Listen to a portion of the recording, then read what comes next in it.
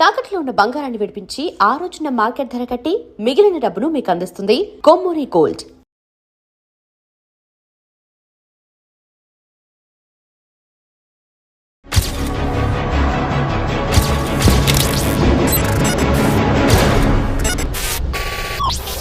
Welcome to crime diaries. ప్రభుత్వాలు ఇచ్చిన పిలుపు మేరకు అడవి నుంచి బయటకు వచ్చిన వాళ్ళని పరిచయం చేసే కార్యక్రమంలో మన ఈ వారం guest Ashanna alias Seshanna alias Thakkedapalli Vasudevarao.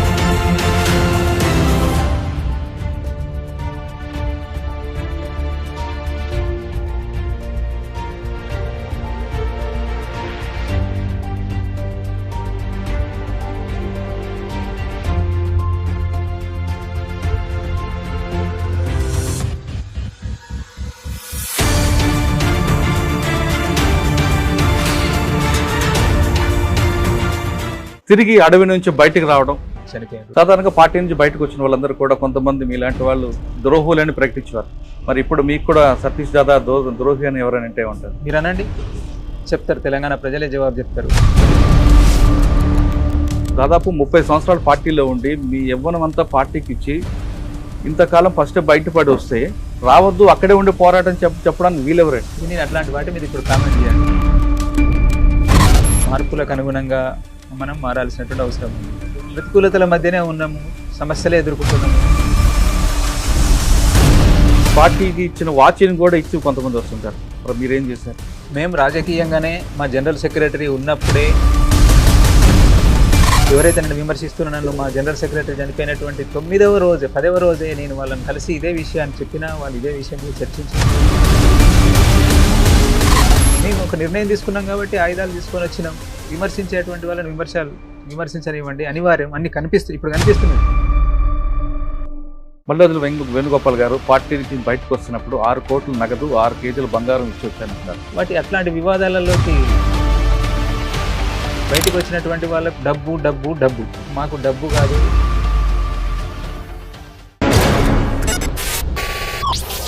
Welcome to crime diaries. ప్రభుత్వాలు ఇచ్చిన పిలుపు మేరకు అడవి నుంచి బయటకు వచ్చిన వాళ్ళని పరిచయం చేసే కార్యక్రమంలో మన ఈ వారం guest Ashanna alias Seshanna alias Thakkedapalli Vasudevarao. Thakkedapalli Vasudevarao గారు అనగానే ఒకప్పుడు ప్రభుత్వాలకి కంటి మీద కొనుక్కు లేకుండా చేసిన వ్యక్తి. ఆయన దాదాపు 40 సంవత్సరాల పాటు అడవిలో ఉండి బడుగు బలహీన వర్గాల ప్రజల కోసం నిరంతరం కృషి చేశారు. ఎండనక వాననక చలనక కాలాలతో పని లేకుండా ప్రజల కోసం కష్టపడ్డారు. ఆ వ్యక్తి ప్రస్తుతం ప్రభుత్వం ఇచ్చిన పిలుపు మేరకు బయటకు వచ్చి మరొకసారి ప్రజల్లోకి వెళ్ళి తాను అనుకున్న లక్ష్యాన్ని సాధించాలనుకుంటున్నారు. అసలు ఆయన అనుకున్నవేంటి, ఇప్పుడు చేయబోతుంది ఏంటి విషయాన్ని ఆషన్న గారిని తెలుసుకుందాం. అన్న నమస్తే. నమస్తే. తక్కెడపల్లి వాసుదేవరావు గారు అంటే ఒకప్పుడు 2000 ముందు ఒక హల్చల్ ఉంది. కొన్ని కేసులు మనకు ఇప్పుడు తలుచుకుంటే చాలా పెద్ద అవుతుంది. కానీ చాలా 40 సంవత్సరాల తర్వాత తిరిగి అడవి నుంచి బయటకు రావడం, ఇక్కడ మీ వాళ్ళందరూ కలుసుకోవడం, ఒకప్పుడు వరంగల్ ఇప్పుడు వరంగల్కి తేడా, ఇవన్నీ చూసాక మీకు ఏమనిపిస్తుంది? ఇక్కడ ఈ సందర్భంగా తెలంగాణ గడ్డ మీద చాలా సంవత్సరాల తర్వాత అడుగుపెట్టిన సందర్భంగా ఉద్యమంలో అమరులైనటువంటి అందరికీ జోహార్లు తెలియజేస్తున్నా. తర్వాత ఎంతో ఉద్యమాల అనుభవం ఉన్నటువంటి తెలంగాణ ప్రజలందరికీ కూడా నేను ఈ సందర్భంగా అభినందనలు తెలియజేస్తున్నా. ఇది ఇట్లాంటి క్షణం, ఇట్లాంటి సమయం ఒకటి వస్తుందని చెప్పనేటువంటిది ఊహించలేదు. మళ్ళీ ఈ పోరాటాల గడ్డ మీదకి, ఉద్యమాల గడ్డ మీదకి, ఉద్యమ గ్రామాల మధ్యలోకి, ఉద్యమ ప్రజల్లోకి మళ్ళీ వచ్చి ఇట్లా కలుసుకుంటామని చెప్పినటువంటిది ఊహించినటువంటిది. చాలా ప్రతికూలతలను ఎదుర్కొని ఉద్యమం చాలా క్లిష్టమైనటువంటి సమయంలో ఉండి ఒక రకంగా చూస్తే వైఫల్యము చెందినటువంటి ఉద్యమంలాగా కనిపిస్తున్నటువంటి ఈ స్థితిలో ఇక్కడికి రావడం అని చెప్పినటువంటిది, ఇక్కడ ప్రజలను కలవడము, ప్రజలను ఉద్దేశించి మాట్లాడడము అనేటువంటిది ఒక ఉద్విగ్నతతో కూడుకున్నటువంటిది. అందరూ ఒకసారి పాత మిత్రులు, అమరులు, కలిసి పనిచేసినటువంటి వాళ్ళు, ఇక్కడ ఉద్యమాలు, ఇక్కడ ప్రజల్లో ఉన్నటువంటి చైతన్యము, ప్రశ్నించే హక్కు నిలబెట్టుకోవడం కోసం ఇప్పటికీ ఎంతో నిర్బంధాలను ఎదుర్కొంటూ ప్రయత్నం చేస్తున్నటువంటి అనేక మంది యువకులు, వాళ్ళందరూ కూడా ఒకసారి మెదడులో తిరుగుతూ ఉన్నారు, గుర్తొస్తూ ఉన్నారు. అంటే ఒకప్పుడు తెలంగాణ వేరు, మీరు అడవిలోకి వెళ్ళి బయటకు వచ్చిన తర్వాత ఈ తెలంగాణ డెవలప్మెంట్ చూశాక, మీరు పుట్టు పెరిగిన వరంగల్ చూశాక ఏమనిపించింది? ఏమీ లేదు, ఇదంతా ఒక పరిణామ క్రమం. సమాజంలో జరుగుతున్నటువంటి మార్పులు, దాని వెనుక అనేక కారణాలు ఉన్నాయి.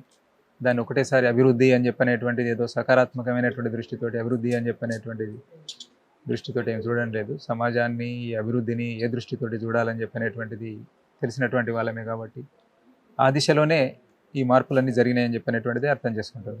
కానీ ఒకప్పుడు వరంగల్ తెలంగాణ వేరు, ఇప్పుడు తెలంగాణకు మార్పు ఉంది కదా? తప్పకుండా ఉంటుంది మార్పు. సమయంతో పాటు మార్పులు జరుగుతూ ఉంటాయి. కొన్ని ఉద్యమము కొన్ని మార్పులను తీసుకొచ్చింది, కొన్ని చేయలేకపోయింది. చేయలేని ఫలితంగా జరిగినటువంటి మార్పులు కూడా కొన్ని ఉండవచ్చు.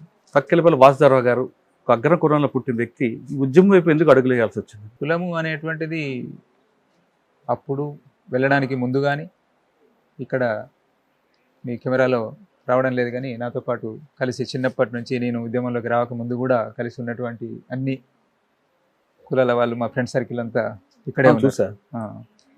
అట్లా ఎప్పుడు కులం అనేటువంటి ఆ ఫీలింగ్ ఎవరిలో, వాళ్ళలో కానీ, నాలో కానీ, మన ఎవరిలో అట్లాంటివి లేదు. కానీ అప్పుడు దొరల మీద పోరాటం చేసామని అంటున్నారు కదా, మరి మీరు కూడా అదే కుటుంబం నుంచి వచ్చిన వాళ్ళు కదా? చేసినాం, మేము అదే ఉద్యమానికి నాయకత్వం వహించినాం.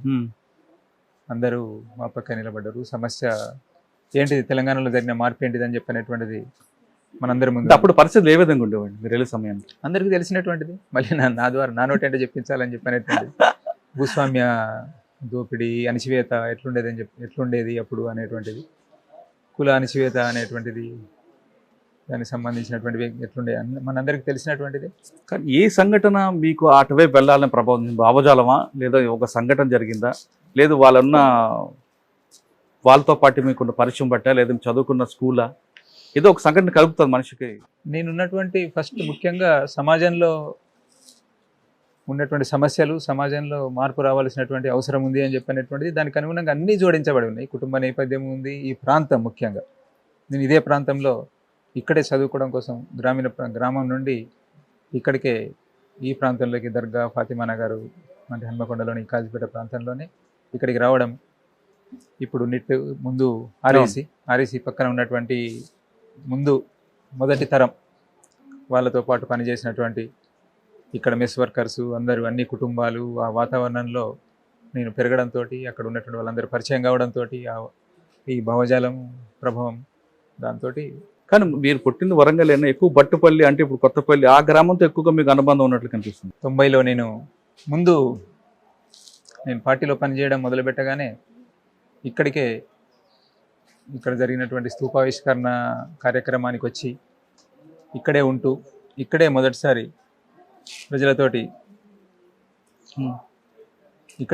కలిసి పనిచేస్తూ, ప్రజలతో తిరుగుతూ, ఇక్కడే అమరుల ప్రేరణతోటి చేసిన, ఇక్కడ ఇదే గ్రామంలో అరెస్ట్ కావడం జరిగింది. ఈ గ్రామం వాళ్ళు నా కొరకు కొట్లాడడం జరిగింది.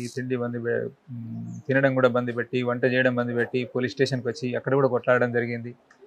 ఎంతో మా కోసం దెబ్బలు పడ్డారు. చివరికి ఉన్నప్పుడు కిడ్నాపులు అనేటువంటి ఉండేటువంటి ఇక్కడి యువకులే ఒక ఆర్ఐని, ఇంకొకరిని కిడ్నాప్ చేసుకొని తీసుకొచ్చి 2 రోజులలోనే మమ్మల్ని కోర్టుకు హాజరుపరిచారు. ఒక రోజులోనే 24 గంటల్లోపే మమ్మల్ని కోర్టుకు హాజరుపరిచేలాగా ప్రభుత్వం మీద, పోలీసు విభాగం మీద ఒత్తిడి తీసుకొచ్చి మమ్మల్ని కాపాడుకున్నారు. ఆ తర్వాత జైలు నుంచి రాగానే వెంటనే మళ్ళీ ఈ ప్రజలలోకి వచ్చి ఇక్కడ నుండే తయారై ఇక్కడ నుండి నా ప్రయాణం. అంటే ఏ సంవత్సరం నుంచి ఇదంతా? 90-91 91 నుంచి బయట ఎప్పటి వరకు ఉన్నారు?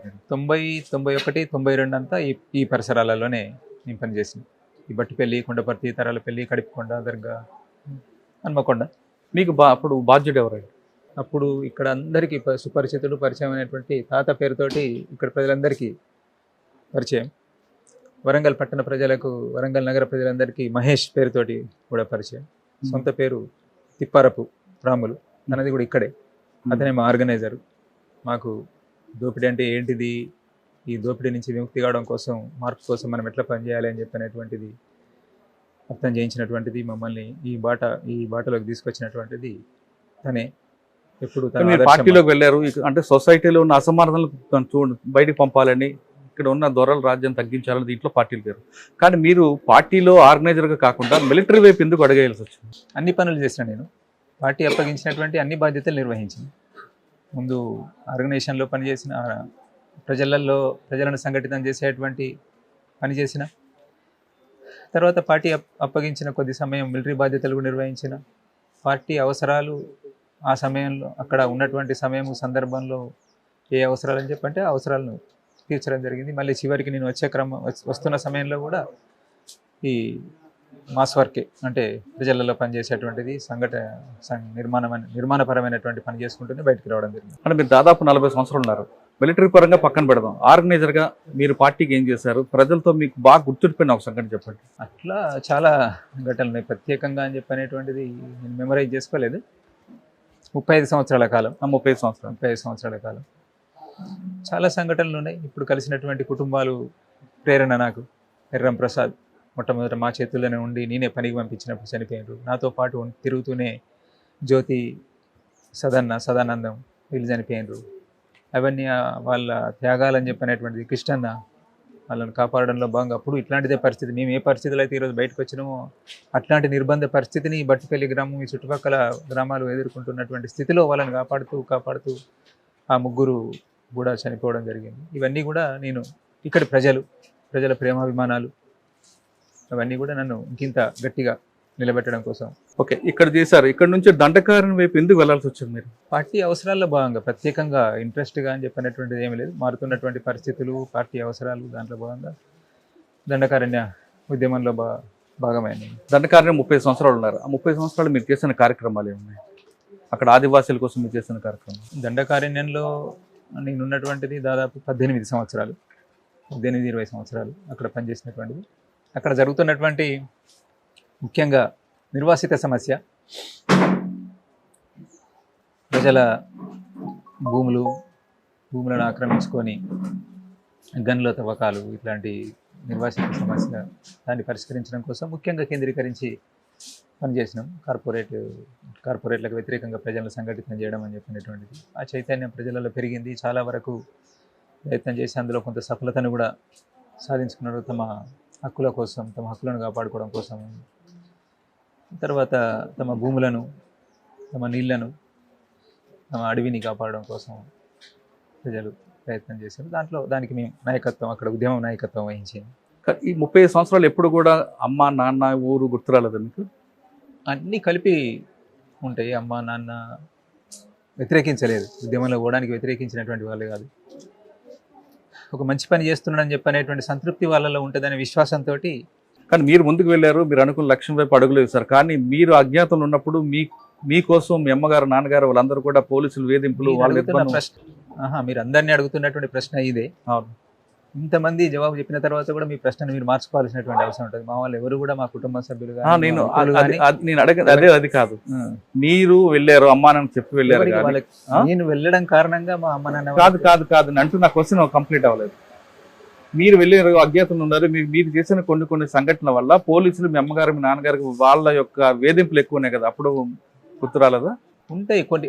ఒక ఏ పని చేయాలన్నా కానీ మనం కష్టపడాల్సి ఉంటుంది, సమస్యలను ఎదుర్కోవాల్సి ఉంటుంది, కొన్ని త్యాగాలు చేయాల్సి ఉంటుంది. అట్లాంటివి చేయకుండా దేన్ని కూడా మనం సాధించలేము. దాంట్లో భాగంగానే కొంత నష్టం, కొంత సాధించాలని పెద్దదాన్ని సాధించాలని చెప్పంటే కొన్ని సమస్యలు, కొన్ని కష్టాలు, త్యాగాలు అవసరమే. ఎప్పటికైనా ఇప్పుడు కూడా వరంగల్లో పుట్టారు, ఇంటర్మీడియట్ వరకు చదువుకున్నట్టున్నారు. మీరు ఇంటర్మీడియట్ నుంచి ఉద్యమంలోకి వెళ్ళారు. కానీ మీరు చేసిన యాక్షన్లు ఎప్పుడో చాలా ముందు సంవత్సరాలు చేయాల్సిన అంత టెక్నాలజీ, అంత ఐడియా ఎక్కడి నుంచి వచ్చేదండి మీకు? అవన్నీ తర్వాత ఎప్పుడన్నా మీరు టైం ఉన్నప్పుడు అడిగితే మాట్లాడుకోవచ్చు. ఓకే, 30 సంవత్సరాల పార్టీలో ఉన్నారు. తర్వాత ఎందుకు ఇప్పుడు బయటికి రావాల్సి వచ్చిందంటే ప్రభుత్వం నుంచి పిలుపుల మేరక, లేదా అనారోగ్య సమస్యల, ఇంకా వేరే కారణాలు అనిపిస్తుంది? లేదు, నాకు అనారోగ్య సమస్యలు ఏం లేదు, నేను హెల్తీగా ఉన్నా. ఉద్యమం ఎదుర్కొన్నటువంటి సమస్యలు, ఈరోజు సమాజంలో జరిగినటువంటి మార్పులు, దానికి అనుగుణంగా ఉద్యమము సకాలంలో సరైనటువంటి నిర్ణయాలు తీసుకొని ఫలితంగా మేము కొన్ని సమస్యలు ఎదుర్కొన్నాం. మా కామ్రేడ్స్ అందరూ కూడా ఇక్కడికి తెలంగాణకు వచ్చినటువంటి వాళ్ళు కానీ అందరూ చెప్తున్నటువంటి జవాబు అదే. నిజంగానే మేము సమస్యను ఎదుర్కొన్నాం, నిజాయితీతోటి నిబద్ధతతోటి చివరిదాకా పనిచేస్తూ కొన్ని పార్టీ కమిటీలకు ఉన్నటువంటి పరిమితుల కారణంగా మేము సకాలంలో కొన్ని నిర్ణయాలు, మా ఉన్నత కమిటీలు సకాలంలో సరైన నిర్ణయాలు తీసుకొని ఫలితంగా ఇట్లాంటి స్థితిని అంటే ఎదుర్కొంటున్నాం. పార్టీకి ప్రజలకి దూరం అవడానికి ప్రధాన కారణం అనుకుంటున్నారు. ఎట్లా పార్టీకి ప్రజలకి దూరం పెరగడానికి పార్టీకి ప్రజలకు దూరం పెరగడం అని చెప్పండి, జరుగుతున్నటువంటి మార్పులకు అనుగుణంగా ఏ ప్రజలలోకి వెళ్ళే విధంగా మేము ఎట్లాంటి మా పార్టీ సంస్థాగతపరమైనటువంటి ఎత్తుగడల పరమైనటువంటి మార్పులు ఏదైతే చేసుకోవాల్సి ఉండేనో అవి చేసుకోలేనటువంటి ఫలితంగా ప్రజలు పార్టీని ఇప్పటికే అభిమానిస్తున్నారు. మేము ఏ ప్రాంతంలో అయితే పనిచేస్తున్నామో ఆ ప్రాంతంలో ప్రజలు మరింత అభిమానిస్తున్నారు. అయితే జరిగిన మార్పులకు అనుగుణంగా దేశవ్యాప్తంగా అన్ని సెక్షన్ల ప్రజలలో పార్టీ ఉండాల్సి ఉండే, పార్టీ పనిచేయాల్సి ఉండే, అక్కడ మేము వైఫల్యం ఉంది. కానీ ఇది ఆలస్యంగా తీసుకున్న నిర్ణయం బట్టే చాలా మంది ప్రాణాలు కోల్పోయారు కదా. ఏదో ముందు తీసుకున్నట్టే చాలా మంది అమరులు అయ్యేవారు కదా కదా. నిజమే, ఇది కనీసం మేము అంచనా కట్టేటువంటిది 2000 అందరూ కూడా చెప్తున్నటువంటిది. మా నాయకత్వం కూడా కొద్దిగా అటు ఇటుగా కొంత 2 సంవత్సరాలు అటు ఇటు చెప్పినప్పటికీ కూడా మాకు 2013-14 నాటికి స్పష్టంగా ముందు నుంచి డౌన్ఫాల్ అని చెప్పనేటువంటిది, ఆ ట్రెండ్ అనేటువంటిది ధోరణి అర్థమైంది. 2013-14లో మేము అడ్వాన్స్ కావడంలో ఉన్నటువంటి ఆటంకాలు దాన్ని దృష్టి పెట్టుకొని మేము కొన్ని ఎత్తుగడలలో మార్పు చేసుకోవాల్సిన అవసరం ఉంది అని చెప్పనేటువంటిది చర్చ జరిగినప్పటికీ కూడా మేము అట్లా నిర్ణయాలు తీసుకోలేకపోయినాం. ఇంకొక మంచి సమయం మా కేంద్ర కమిటీకి 2018లో ఒక మంచి అవకాశం ఉండే, అప్పుడన్నా నిర్ణయం తీసుకుంటే ఇంకా బాగుండేది. చివరికి 2024 పొలిట్ బ్యూరో మీటింగ్ నాటికన్నా పొలిట్ బ్యూరో అంటే ఇంకా చాలా స్పష్టంగా కగారు దాడి జరుగుతున్నటువంటి సమయంలో చాలా స్పష్టంగా అన్ని కనిపిస్తున్నప్పుడు ఆ రోజు చొరవ చేసి నిర్ణయం తీసుకుంటే కూడా చాలా మందిని వాళ్ళంతా కూడా ఇప్పుడు గుర్తొస్తున్నారు. 2024 ఆగస్టు తర్వాత ప్రాణాలు కోల్పోయినటువంటి సహచరులు అంతా గుర్తొస్తున్నారు. వాళ్ళందరినీ కూడా మా జనరల్ సెక్రటరీతో పాటు చాలా సీసీ కామ్రేడ్స్, రాష్ట్ర కమిటీ స్థాయి కామ్రేడ్స్, జిల్లా స్థాయి కామ్రేడ్స్, కింది వరకు ప్రజలు, వీళ్ళందరినీ కూడా చాలామందిని మేము కాపాడుకోగలిగేటువంటి వాళ్ళం. చాలా ఆలస్యంగా మేము తీసుకున్న నిర్ణయం కూడా మేము సరైన నిర్ణయం సకాలంలో తీసుకున్నాం. ఒక అనివార్యమైనటువంటి పరిస్థితుల్లో మేము కూడా ఆలస్యంగానే అన్నింటికీ తెగించి సాహసించి దేన్నైనా ఎదుర్కోవడం కోసం సిద్ధపడి ఈ నిర్ణయం తీసుకొని ఇప్పుడు మీ ముందు మేము ఇట్లున్నాం. ఒకప్పుడు పార్టీలోకి చదువుకున్న వాళ్ళు మీలాంటి వాళ్ళు వెళ్ళేవారు, కానీ క్రమేపీ పార్టీలోకి వచ్చే వాళ్ళందరూ కూడా మామూలు వాళ్ళు వస్తున్నారు. కారణం అనుకోవచ్చు, అంటే ఐడియాలజీ లేని వాళ్ళు వస్తున్నారు. నేను ముందే చెప్పడం జరిగింది, మేము అన్ని సెక్షన్లలో పనిచేసేటువంటి ఎత్తుగడలు తీసుకొని చేయాల్సి ఉండే. మార్పులకు అనుగుణంగా మార్పులు జరుగుతూ ఉన్నాయి. ఆ మార్పులకు సమస్యలు ఉన్నాయి. మార్పులు జరిగినప్పటికీ ప్రజలకు సమస్యలు లేవు, సమస్యలన్నీ పరిష్కరించబడినాయి అని చెప్పనేటువంటిది లేదు.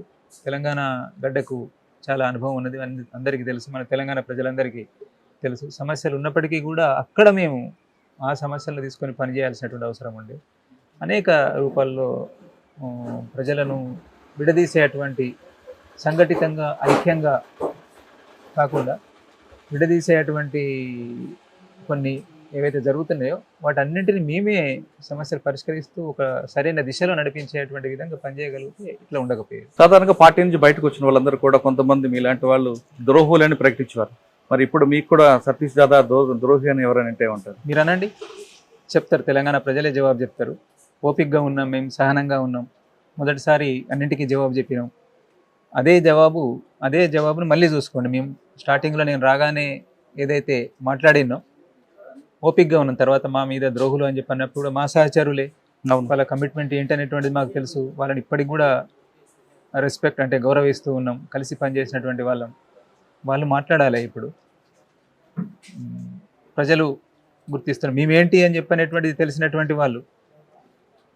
ఎందుకు అంటే ఒక దృష్టి సమాజంలో ఉన్నటువంటి పెరిగినటువంటి స్వార్థం చూస్తున్నాం కదా. అవును, డబ్బులకు ఓట్లను కొంటున్నారు ఇట్లాంటి స్థితి ఉన్నది. ఆ మైండ్ సెట్ తోటి, ఆ దృష్టితోటి చూసినప్పుడు కావచ్చేమో అని చెప్పని ఎటువంటిది అనిపించవచ్చు. కానీ మిమ్మల్ని విమర్శించే వాళ్ళు కూడా ఇప్పుడు బయటకు వచ్చారు కదా. లేదు, ఇప్పుడు అట్లాంటి వాటిని నేను కామెంట్ చేయాలని చెప్పని అనుకోవడం లేదు. నేను అట్లేమి, వాళ్ళు సాధారణంగా మేము అక్కడ ఉన్నప్పుడు కూడా బయటికి వెళ్ళినటువంటి వాళ్ళను అట్లే అన్నాము. మేము వచ్చిన తర్వాత వాళ్ళు అక్కడ ఉన్నప్పుడు అనాల్సింది కాదు. అప్పటికి మాతో కలిసి నిర్ణయం తీసుకుంటే చాలా ఉపయోగం ఉండేది. ఇంకా 80 మందిని 90 మందిని మేము కాపాడుకోగలిగేటువంటి వాళ్ళం ఆ రోజు కూడా. అయితే ఇంత పెద్ద ఉద్యమము, ఇట్లాంటి కీలకమైనటువంటి నిర్ణయం తీసుకోవడంలో ఇది ఎందుకంటే ఆయుధాలు వదిలిపెట్టి సాయుధ పోరాటాన్ని వదిలిపెట్టడము, ఆయుధాలు వదిలిపెట్టడము అని చెప్పి అనేటువంటి నిర్ణయం తీసుకోవడం అంత సాధారణమైన విషయం కాదని మాకు తెలుసు కాబట్టి మేము వాళ్ళని కూడా అర్థం చేసుకోగలం. వెనుక ముందు ఎందుకు జరుగుతుందని కూడా అర్థం చేసుకోగలం. కానీ వాళ్ళు వచ్చేది కొంతమంది వచ్చారు, కానీ తర్వాత అందరికీ రమ్మని పిలుపు ఇవ్వకపోబట్టి ఇటీవల బీజాపూర్లో జరిగిన ఎన్కౌంటర్లు 2 ప్రాణాలు కోల్పోయారు. ముగ్గురు ఒక ఘటనలో 2, ఒక ఘటనలో ఒకరు. దానికి ఎవరు బాధ్యత వహిస్తారు? అట్లా నేను ఎవరిని బాధ్యుల్ని చేయను. మేమైతే కంటిన్యూగా ఎన్ని విమర్శలు వచ్చినప్పటికీ కూడా, ముఖ్యంగా మాకు దేశవ్యాప్తంగా ఎక్కడి నుండి లేదు, తెలంగాణ హైదరాబాద్ నుండి, మా ప్రాంతం నుంచి ఏ ఒక్కరు కూడా మమ్మల్ని విమర్శించేటువంటి వాళ్ళు లేరు. ఇక్కడ ఎవరో ఒకరు విమర్శిస్తే కూడా తన 2 రోజులలోనే తనను పొరపాటు జరిగిందని చెప్పనేటువంటిది ఒప్పించి నాతో మాట్లాడిపించారు. ఎక్కడో ఒక దగ్గర ఏదో సంస్మరణ సభ సందర్భంగా నాకు వ్యతిరేకంగా మాట్లాడితే ఈ ప్రజలే మాట్లాడి ఎవరికి వ్యతిరేకంగా నువ్వు మాట్లాడుతున్నావు అని చెప్పనేటువంటిది మాట్లాడిపించారు. అట్లా కానీ మీరు దాదాపు 30 సంవత్సరాల పార్టీలో ఉండి మీ యవ్వనం అంతా పార్టీకి ఇచ్చి ఇంతకాలం ఫస్ట్ బయటపడి వస్తే రావద్దు, అక్కడే ఉండి పోరాటం చెప్పడానికి వీలెవరండి? నేను అట్లాంటి వాటి మీద ఇప్పుడు కామెంట్ చేయను. నేను ఎందుకంటే ఏం చెప్పాల్సిన అవసరం లేకుండానే అందరికీ సమాధానం వచ్చినాయి కాబట్టి నేను మళ్ళీ చెప్పి ఏదో మేము ఇప్పటికీ కూడా అనుకుంటున్నటువంటిది మార్పులకు అనుగుణంగా మనం మారాల్సినటువంటి అవసరం ఉంది. ప్రతికూలతల మధ్యనే ఉన్నాము, సమస్యలే ఎదుర్కొంటున్నాము. దీంట్లో కూడా ఏదో చిన్న దారి అనేటువంటిది ఒకటి కనిపిస్తూ ఉంటుంది. ఆ చిన్న దారిని పట్టుకొని అందరం కలిసి ఇప్పటికైనా కానీ ఆ నిబద్ధత ఉన్నటువంటి వాళ్ళమే మనందరం. మాకు తెలుసు, మా అందరికి ఒకరికొకరికి మేము అర్థం చేసుకున్నటువంటి వాళ్ళమే. నేనేంటనేటువంటిది వాళ్ళకి తెలుసు, వాళ్ళేంటని చెప్పనేటువంటిది నాకు ఉండొచ్చు. నాకు సంబంధించిన కొన్ని పరిమితులు ఉండొచ్చు. వాళ్ళు అన్నారు కదా ఏదో మితవాదం అని చెప్పి, నాకు కొన్ని పరిమితులు అనేటువంటి వాళ్ళు చూస్తుండొచ్చు, దాన్ని మితవాదంగా చూస్తుండొచ్చు. నేను వాళ్ళలో ఇంకొకటి చూస్తుండొచ్చు. నిన్న ఆ పదాలు నేను మాట్లాడాను. కానీ ఏదున్నప్పటికీ కూడా మా కమిట్మెంట్ అంటే ఉద్యమము, ప్రజలు సమాజ మార్పు కోసము, విప్లవం కోసం ముందుకు పోవాలని చెప్పనేటువంటిది నిబద్ధతతో కలిసి పనిచేసినటువంటి వాళ్ళు. ఈ ప్రతికూలత పరిస్థితుల్లో కూడా మేము కలిసి పని చేయగలిగితే ఉపయోగం అని చెప్పనేటువంటిది నేను వాళ్ళని ఆహ్వానిస్తున్నాను. పార్టీ నుంచి బయటకు వచ్చేటప్పుడు ఆయుధాలు విడిచిపెట్టడం కొంతమంది, కొంతమంది తీసుకొచ్చి రావడం, పార్టీకి ఇచ్చిన వాచ్ని కూడా ఇచ్చి కొంతమంది వస్తుంటారు. మరి మీరేం చేశారు? మేము రాజకీయంగానే మా జనరల్ సెక్రటరీ ఉన్నప్పుడే ఒక నిర్ణయం తీసుకున్నాము. అంటే ఒక నిర్ణయం దిశగా ప్రయత్నం చేసాం. నిర్ణయం తీసుకోలేదు. ఆ నిర్ణయం దిశగా ప్రయత్నాన్ని స్టార్ట్ చేసినాము. అది నేను గైడెన్స్ అని చెప్పానంటే నన్ను విమర్శిస్తున్నారు. సరే, కానీ ముందుకు పోవడం కోసం, సమస్యను పరిష్కరించడం కోసం, దారుల కోసం వెతుకుతున్నటువంటి క్రమంలో జనరల్ సెక్రటరీ లాంటి వాళ్ళే ఈ నిర్ణయాన్ని కూడా తీసుకోవచ్చు, మనం సాహసించవచ్చు అనేటువంటి దారి చూపెట్టినప్పుడు ముందుకు పోవడం కోసం దారి కనబడ్డది.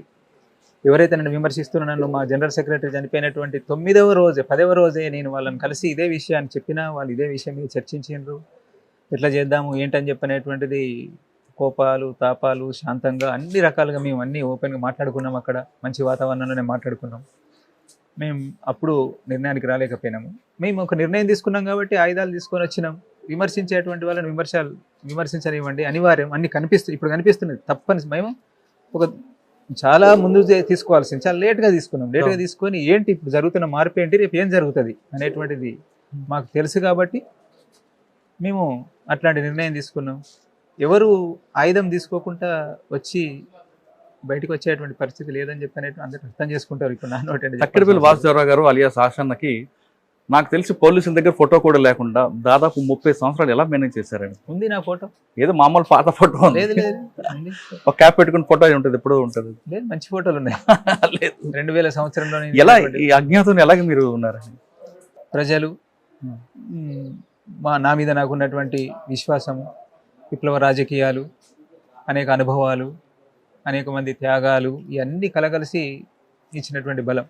బయటకు వచ్చినప్పుడు వీళ్ళందరినీ అడవిని విడిచిపెట్టి వస్తున్నప్పుడు ఏమనిపించింది? చాలా చెప్పలేనటువంటి ఆవేదన అనేటువంటిది. అక్కడ ఉద్యమ ప్రజలు మిమ్మల్ని చాలా కాలం కాపాడారు కదా. కాపాడారు, ప్రతి సందర్భంలో కాపాడారు. చివరికి కూడా వెళ్ళొద్దని చెప్పనేటువంటిది కూడా అంటే వీళ్ళు పోతే మా పరిస్థితి ఏంటిది, ఒక పెద్ద దిక్కు ఈ ఉద్యమం. నేను అనేటిగా వ్యక్తిగా నేను చెప్పడం లేదు. ఈ ఉద్యమం పోతే ఎట్లా, ఈ సాయుధ పోరాటము, సాయుధంగా ఉండి గ్రామాలు, ప్రభుత్వాలు, ప్రజలే అక్కడ అన్ని సమస్యలు పరిష్కరించుకోవడం, ఇదంతా చేసినటువంటి ఇదే లేకుంటే రేపు ఏమైపోతుంది, రేపు మన భవిష్యత్ ఏంటిది అని చెప్పనేటువంటి ఆందోళన పడుతున్న ప్రజలంతా వచ్చి రాత్రంతా వెంట ఉండి చర్చిస్తూ ఉండడము, ఆ ప్రజలను వదిలిపెట్టి రావడం. వాళ్ళే వీడ్కోలు చెప్పారా మీకు? చెప్పారు వీడ్కోలు. మీరు ఇటీవల కాలంలో ఛత్తీస్గఢ్ మంత్రులను, ముఖ్యమంత్రులను కలిశారు కాబట్టి అసలు ఆదివాసులు ఎదుర్కొంటే సమస్య ఏంటి, దాని పరిష్కారం ఏంటి అని మీరు ఏమైనా సూచించారా? లేదు, అట్లాంటి మేము మామూలుగా ఒక పరిస్థితిలో ఉన్నాం. అంటే ఒక ప్రక్రియలో భాగంగా మేము బయటకు వచ్చిన తర్వాత ప్రభుత్వాలు లేదా పోలీస్ డిపార్ట్మెంటు వాళ్ళ ప్రక్రియ అనేటువంటి సిస్టమ్ ఒకటి ఉంది. ఆ సిస్టంలో భాగంగా ఉన్నటువంటి సమయంలో మాకు అసెంబ్లీ చూడడం కోసం అవకాశం కల్పించారు. అంతే, మమ్మల్ని ఆహ్వానించారు, అసెంబ్లీ చూసి వచ్చినాం అంతే తప్ప మేము అక్కడికి ఏదో విషయాల్ని ప్రభుత్వం ముందు పెట్టడం కోసం కానీ అట్లా పోలేదు. మేము పెట్టేటువంటి డిమాండ్స్ కొన్ని ముందు పెట్టినాము. ఆ తర్వాత ఉన్నాయి అవి. సార్, మీరు గుర్తించిన సమస్యలు ఏంటండి? ఉన్నాయి, ప్రజలకు సంబంధించినటువంటి సమస్యలే. అక్కడికి సమస్య అంటే ఒకరికి అట్రాక్టర్లు, అడవులను రెక్కడం అవేనా, ఇంకా వేరే ఏమైనా? అవును, ప్రజలకు సంబంధించిన సమస్యలే ముఖ్యమైనటువంటి సమస్యలు.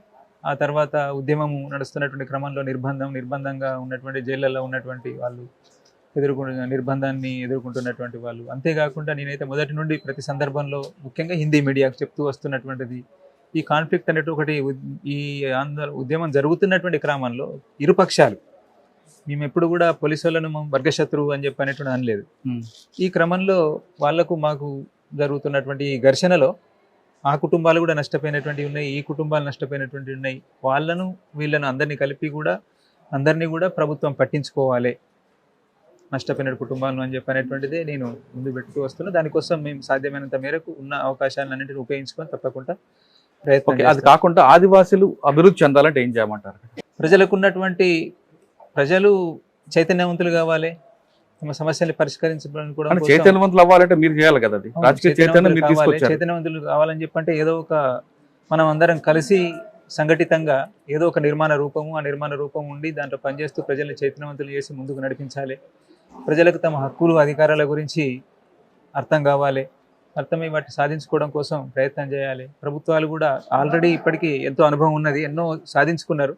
ఎన్నో పోరాటాలు, ఎన్నో త్యాగాల ఫలితంగానే మనకు ప్రజలందరికీ కూడా, ఆదివాసీ ప్రజలకు కానీ మిగతా వాళ్ళకు కానీ ఎన్నో చట్టాలు, హక్కులు, అధికారాలు అని చెప్పినటువంటి దొరికినాయి. వాటిని సరిగ్గా అమలు జరిగేలాగా చూడడం, దాంట్లో అవసరమైనటువంటి మార్పుల కోసం కూడా ఇంకా పోరాడడం అని చెప్పినటువంటిది అవసరం. కానీ అన్నంలో ఉన్న టైంలో అడవిలో ఏ బస్సు కూడా రాలేదు, కరెంట్ కూడా లేదు. కానీ అన్నాన్ని విడిచిపెట్టిన తర్వాత బస్సులు వెళ్తేనే కరెంట్ వస్తుంది, మేము డెవలప్మెంట్ చూపిస్తున్నామని వాళ్ళు చెప్తున్నారు.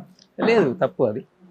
అట్లాంటిది నేను చెప్తున్నా కదా, డెవలప్మెంట్ అని చెప్పంటే డెవలప్మెంట్ను ఏ దృష్టితోటి చూడాలి, డెవలప్మెంట్ అంటే ఏంటి, ఏ వర్గానికి సంబంధించినటువంటి అభివృద్ధి అని చెప్పంటే ఎందుకోసము పూర్తిగానే బస్సు లేదు, స్కూలు లేదు, అంగన్వాడీ లేదు, హాస్పిటల్ లేదు అని చెప్పనేటువంటిది పూర్తిగా జనతా సర్కార్లో ఉంది. కానీ ప్రభుత్వం వాళ్ళు కూడా వచ్చి నడిపించుకోవడం కోసం పూర్తిగా, అంటే వైద్యానికి సంబంధించినటువంటిది అట్లాంటి ఏం అడ్డుకున్నటువంటిది లేదు. ఏదో కొన్ని సందర్భాల్లో కొన్ని పొరపాట్లు ఉద్యమ క్రమంలో జరిగినటువంటి ఉన్నాయి, కానీ దాన్ని ఫోకస్ చేసి చూపెట్టడం జరుగుతున్నది. కానీ అది పూర్తిగా అది నిజం కాదు. మేము ఎప్పటికీ వాళ్ళని వెల్కమ్ చేసినాము, ఆహ్వానించినాము, రానటువంటి వాళ్ళకి అర్థం చేయించినాము వచ్చేలాగా. ఇప్పుడు మీరు బయటకు వచ్చారు, మీకు ఒక లక్ష్యం ఉంది, ఆ లక్ష్యానికి దిశగా ఏ విధంగా వెళ్తారా? అంటే రాజకీయ పార్టీలు కలిసి వెళ్తారా, లేదా మాజీలందరూ కలిపి ఒక పార్టీ పడతారా? ఇప్పుడు తొందరపాటు అవుతుంది. ఇప్పుడు నేనేం మాట్లాడినా కానీ ఏదైనప్పటికీ కూడా ఒకటి నేను చెప్తున్నటువంటిది అయితే, ఇప్పటికీ అదే కమిట్మెంట్ తోటి ఉన్నాము. చాలా ప్రతికూలమైనటువంటి పరిస్థితిని ఎదుర్కొంటున్నాం అనేటువంటిది ప్రజలందరూ కూడా అర్థం చేసుకోవాలి. అంత ఈజీ ఏం కాదు, ఇది మాట్లాడలేదు, అది మాట్లాడలేదు అని చెప్పనేటువంటిది అంటారు. కానీ ఈరోజు ఉన్నటువంటి పరిస్థితి ఏంటి అనేటువంటిది ప్రజలందరికీ తెలిసిందే. ఈ పరిస్థితిలో ప్రజల కోసం పనిచేయాలని చెప్పంటే ఎట్లుండాలి, ఒక కమిట్మెంట్ ఉంటే ఏదైనా సాధించవచ్చు. కాబట్టి ఉన్న పరిస్థితిని అర్థం చేసుకుంటూ భవిష్యత్తులో ప్రజల సమస్యల మీదనే పనిచేస్తాం. దానికి ఏదో ఒక రూపం అవసరం ఉంటుంది. ఆ రూపం అది ఏంటిదని చెప్పనేటువంటిది చాలామంది మిత్రులు, మేధావులు, ఎంతోమంది పనిచేస్తున్నటువంటి వాళ్ళు ఉన్నారు, యువకులు ఉన్నారు, వాళ్ళే ముందుంటారు, మేము కాదు ముందుండేటువంటిది. ఆ యువకుల మీదనే. కానీ తెలంగాణ చెందిన ఆశన్న ఛత్తీస్గఢ్కి ఎక్కువగా ఉన్నారు కాబట్టి అక్కడ మీ ప్రాబల్యం చూపిస్తారా, లేదా తెలంగాణ రాజకీయాల్లో కూడా మీరు చూపిస్తారా? లేదు, నేను ప్రత్యేకంగా ముందే చెప్తున్నా, నేను ఒక మామూలు వాడిని. నేను చాలామంది నేను తెలంగాణలో చూస్తున్నాను, చాలా క్రియేటివిటీగా, సృజనాత్మకతతో ఎంతో రాస్తున్నారు, కళలు వాళ్ళు మాట్లాడుతున్నారు, ప్రశ్నించే హక్కును నిలబెట్టుకోవడం కోసం ఈ నిర్బంధాన్ని ఎదుర్కొంటూ కూడా చేస్తున్న ప్రయత్నము. నన్ను విమర్శించినటువంటి వాళ్ళు కూడా దాంట్లో ఉండొచ్చు, కానీ వాళ్ళలో ఉన్నటువంటి ఆ పాజిటివ్ ఏదైతే ఉన్నదో ఈ స్థితిలో కూడా వాళ్ళు పాటల రూపంలో, కవితల రూపంలో, ఇంకా ఇతర రూపంలో వాళ్ళందరూ ఉన్నారు. కాబట్టి తెలంగాణతోటి నా సంబంధం ఎప్పుడైనా ఉంటుంది, ఆదివాసీ ప్రజలతోటి కూడా ఉంటుంది. అక్కడ ఇక్కడ కలిసే ఉండి నేను పనిచేయడం కోసం ప్రయత్నం చేస్తాం. మల్లాదుల వేణుగోపాల్ గారు పార్టీకి బయటకు వస్తున్నప్పుడు 6 కోట్ల నగదు 6 కేజీల బంగారం ఇచ్చి వచ్చాను అంటున్నారు. అది వాస్తవం అంటారు? అట్లాంటి వివాదాలలోకి నేను ఇప్పుడు వెళ్ళదలుచుకోలేదు. ఫస్ట్ అయితే దీంట్లో క్లారిటీ ఇవ్వాల్సినటువంటిది ఏంటిదంటే, మాకు ఉద్యమంలో ఇక్కడ ఉన్నటువంటి బయటకు వచ్చినటువంటి వాళ్ళకు డబ్బు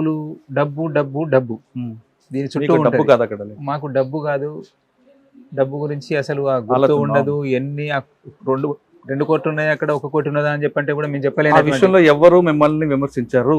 ఎందుకంటే మీరు సంవత్సరానికి 3 రాయలు బన్నీల మీద ఉండే వ్యక్తులు. మీరు అంత చక్కగా మీరు ప్రతి రూపాయి కూడా అకౌంటబుల్ చూపించే వ్యక్తి. ప్రజల సొమ్ము అంటే మీకు అంత గౌరవం. అది ఆ విషయంలో కాదు, కానీ నేను చెప్పింది అది వాస్తవం కాదా? లేదు అంటే పార్టీకి సంబంధించినటువంటి నిధులు ఉన్నటువంటి మాట వాస్తవము.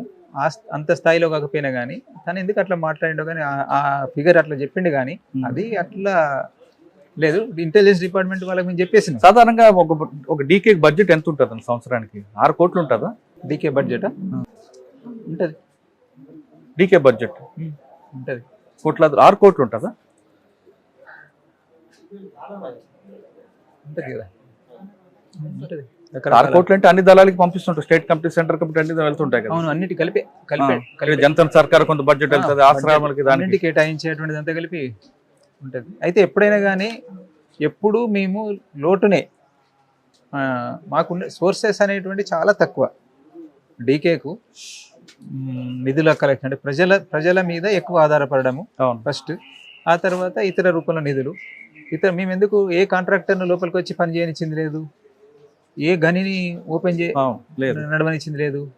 బయటికి పోతే ఎక్కడ పోతే ఎవరైనా ఫండ్స్ ఇస్తారా? ఇవ్వరు. కాబట్టి మాకు ఉన్నటువంటి సోర్సెస్ చాలా లిమిటెడ్ సోర్సెస్. దాన్ని దృష్టిలో పెట్టుకుని మీరు ఆలోచించండి ఎన్ని కోట్లు ఉంటాయని చెప్పిన. 2024 నుండి మీకు రావాల్సిన ఆదాయం తగ్గిపోయింది కాబట్టి మీరు లోటు బడ్జెట్లు ఉన్నారు. ఎక్కడెక్కడ అడ్జస్ట్ చేయాల్సి వచ్చిన పరిస్థితి వచ్చింది అన్నారు. వాస్తవం అది నిజమే. ఎందుకు ఆ పరిస్థితి రావడం? సేమ్ అన్ని ఒకదానికి ఒకటి జోడించబడే ఉంటాయి కదా. ఉద్యమం బలహీనపడుతున్నటువంటి క్రమంలో ప్రభుత్వం కూడా కొన్ని నిర్ణయాలు తీసుకున్నది. దీన్ని పూర్తిగానే లేకుండా చేయాలి కాబట్టి ఫండ్స్ రాకుండా సోర్సెస్ ఎప్పటి నుంచో ప్రయత్నం చేస్తున్నాయి. చివరికి వచ్చేటప్పటిగా సోర్సెస్ పూర్తిగానే క్లోజ్ చేసేటువంటి లోటు బడ్జెట్ ఎలా నడిపారన్న? ఉన్న వాటితో అడ్జస్ట్ చేసుకున్నప్పుడు ఎప్పుడు మన నోట్బందీ సమయంలో కూడా నడిపినాం కదా. ప్రజలు ఉన్నంతసేపు డబ్బుల గురించి ఆలోచించాల్సినటువంటి అవసరం లేదు, బ్రతకలేమని చెప్పినట్టు. ఇప్పుడు ఈ రోజు కూడా అదే కాన్ఫిడెన్స్ మాకు. ఈ రోజు కూడా డబ్బులు లేకుంటే ఎట్లుంటారు, ఏదో ఒకటి చేసుకోవాలి కదా, బిజినెస్ చేసుకోవాలి కదా, మీరు ఏదో ఒకటి చూసుకోండి అని చెప్పినా కానీ మాకు ఇప్పటికి కూడా విశ్వాసం ఏంటంటే మళ్ళీ అక్కడికి ఎంత ప్రజలు సహకరించినా, ఆదివాసులు మీకు అన్నం పెట్టినా కొన్ని బయట నుంచి రావాల్సి వస్తాయి. ఇప్పుడు బట్టలు కానీ, కలద్దాలు కానీ, వాచ్లు కానీ, వీటికైనా కావాలి కదా డబ్బులు. బతకచ్చు, ఏం కాదు. అసలు కలద్దాలు అనేది బట్టలు అంటే సైజు చెప్పొచ్చు, కలద్దాలు ఎలా చెప్పగలరు నాకు ఈ పవర్ వచ్చిందని? ఎందుకు మాకేం తిరగడం లేదా? మేము మీకున్న పవర్ ఆప్టికల్ షాప్ ఎలా తెలుస్తుంది? ఎక్కడికి ఎవరికి? మీ కలద్దాలకు పవర్, ఇంత పవర్ ఉందని ఆప్టికల్ షాప్ ఎలా తెలుస్తుంది? వెళ్ళలేమా అంటున్నా. బయటకు వచ్చి చేసుకున్నారా? తిరిగానే తిరుగుతాము. తిరగడానికి మాకేం ఏ ప్రాంతం ఎక్కువ తిరిగారు మీరు? మైదాన ప్రాంతం ఎక్కువ ఎక్కడికి వచ్చేవారు? దేశం అంతా తిరిగినాం. మధ్యలో ఒకసారి ఆశన్న గారు ఖైరతాబాద్ చెప్పారు. అదే మా దృష్టి కూడా అదే. మేమేం వాళ్ళను వ్యతిరేకతతోటి చూడడం లేదు. అందుకే ఈ ఒక పరిస్థితి, ఒక మార్పు కోసం ప్రయత్నం చేస్తున్న క్రమంలో ఒక పరిస్థితి కల్పించబడింది, క్రియేట్ చేయబడింది. అట్లా ఎదురెదురుగా మనం నిలబెట్టబడ్డటువంటి స్థితిలో ఇది జరిగిపోయినాయని చెప్పి అందరూ కూడా అర్థం చేసుకోవాలి. ఈ ఏదైనా కానీ ఈ కాన్ఫ్లిక్ట్ అనేటువంటి ఇది జరుగుతున్న క్రమంలో మా వైపు నుంచి జరిగినటువంటి పార్టీ నిర్ణయాల్లో భాగంగా ఉద్యమాన్ని ముందుకు తీసుకుపోవడం కోసం అవసరమని భావించి తీసుకున్నటువంటి నిర్ణయాలు, ఆ క్రమంలో చేసినటువంటి చర్యలు, జరిగిన నష్టాలు చూస్తే, వాటి నష్టాలు చూస్తే నష్టాలు, అట్లాంటి వాటన్నిటిని మీరు అర్థం చేసుకోండి. ఏ స్థితిలో ఎవరు వ్యక్తుల్ని బాధ్యులుగా చూడకండి అని చెప్పనేటువంటిది నేను అప్పీల్ చేస్తున్నా. అక్కడ నేనున్నా, ఇంకొకరున్నా, ఎవరున్నప్పటికీ కూడా అట్లాంటి వాటికి వ్యక్తులు బాధ్యులు కాదు. ఉద్యమము, సమాజము, సమస్యలు అనేకం ఉన్నాయి, దీనికి జోడించబడి ఉన్నాయి. కాబట్టి అట్లా అర్థం చేసుకోండి అని చెప్పనేటువంటిది అప్పీల్ చేస్తున్నా అందరినీ కూడా. ఇప్పటికైనా అజ్ఞాతులు అందరూ కూడా బయటకు రండి, సమాజంలో మార్పులు వచ్చే దానికి అనుగుణంగా మనం ముందుకు వెళ్దాం అంటున్నారు ఆశన్ గారు వరంగల్ వచ్చారు. అతను పుట్టి పెరిగిన ఊర్లో అన్ని గ్రామాలతో అన్ని మిత్రులందరూ కలిసి చాలా ఆనందం కనిపిస్తున్నారు. ఒకసారి పాత జ్ఞాపకాలను నెంబర్ వేసుకున్నారు. ఇది ఆశన్ గారితో ఎక్స్క్లూజివ్ ఇంటర్వ్యూ. వచ్చే వారం మరో గెస్ట్ మళ్ళీ కలుద్దాం. అంతవరకు నమస్తే. Thank you very much. Thank you.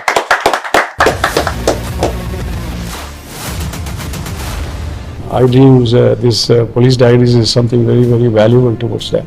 I must really appreciate Murali, your insights.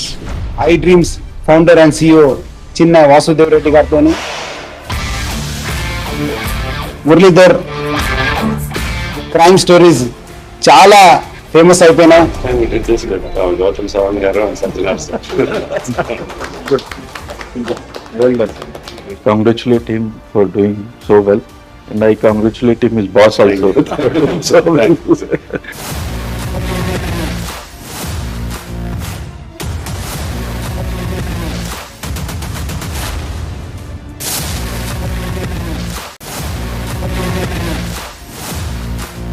Thank you.